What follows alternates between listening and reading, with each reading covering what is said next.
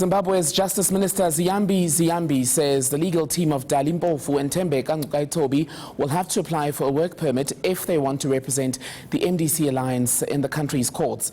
The two are part of the legal team contesting the results of last month's elections for the MDC alliance. Our Harare Correspondent Pindai Dube joins us now from Zimbabwe with the latest. Pindai, very good afternoon to you. So, has this issue over whether Toby and Dalimpofu have the necessary documents been resolved?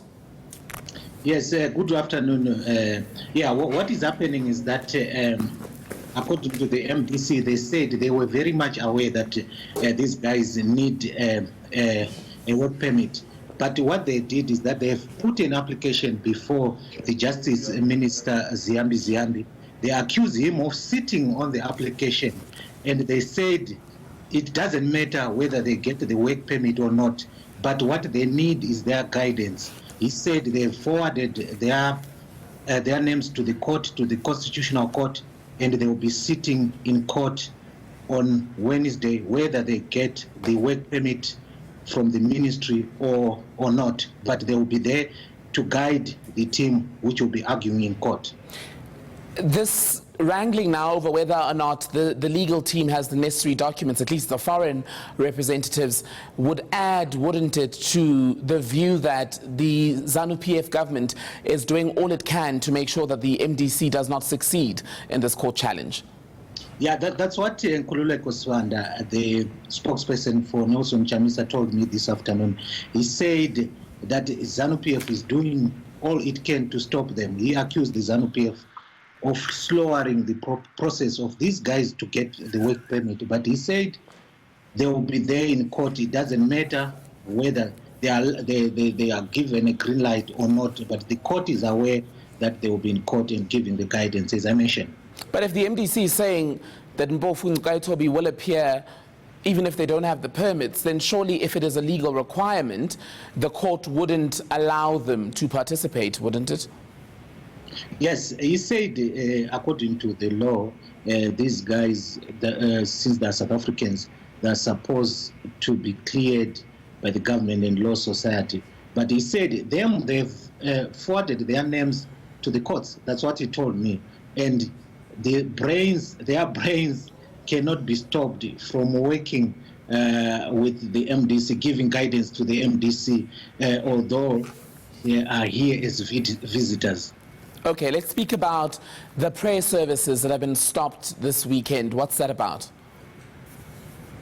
Yes, there was a prayer meeting by a civic group called United Citizens Alliance, led by one Joelson Mugari. He told me that they had gathered in central Harare at the Harare Gardens to pray for the country, for peace soon after the election, and also to pray for the Constitutional Court challenge on Wednesday, that there should be peace, they should they shouldn't be violence like on the 1st of August.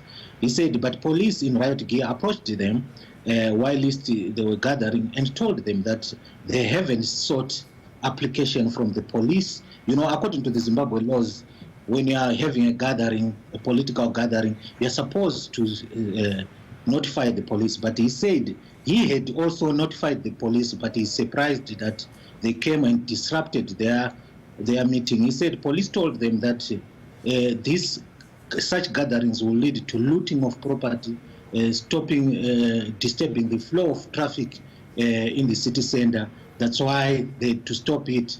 And he said, but they will go ahead this coming week with the prayer meeting, and they will notify the police. He also mentioned that the pastors from around Harare, they gathered also for the meeting.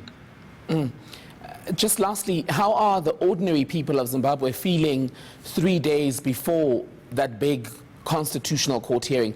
Are they hopeful that it will be able to bring an end to the political crisis there? Yes, the fever about this constitutional hearing has hit Zimbabwe, Harare actually, and people are talking about it. And also ZANU-PF supporters, and both ZANU-PF and MDC, they look forward to the day, and they believe the judgment will come. Both sides, they believe the judgment will come in their favor, and they're talking about it on social media everywhere. And the ZBC TV has been given the rights to broadcast live the court proceedings. It's rare in Zimbabwe where you have court being broadcasted live, but we understand it to broadcast live, and all other stations who are interested will take the feed from the MDC, from the ZBC TV. And also some roads have been closed. We understand from security sources that they're doing it to stop protests maybe by the opposition. Okay. eNCA Zimbabwe correspondent Pindai Dube, thank you for that.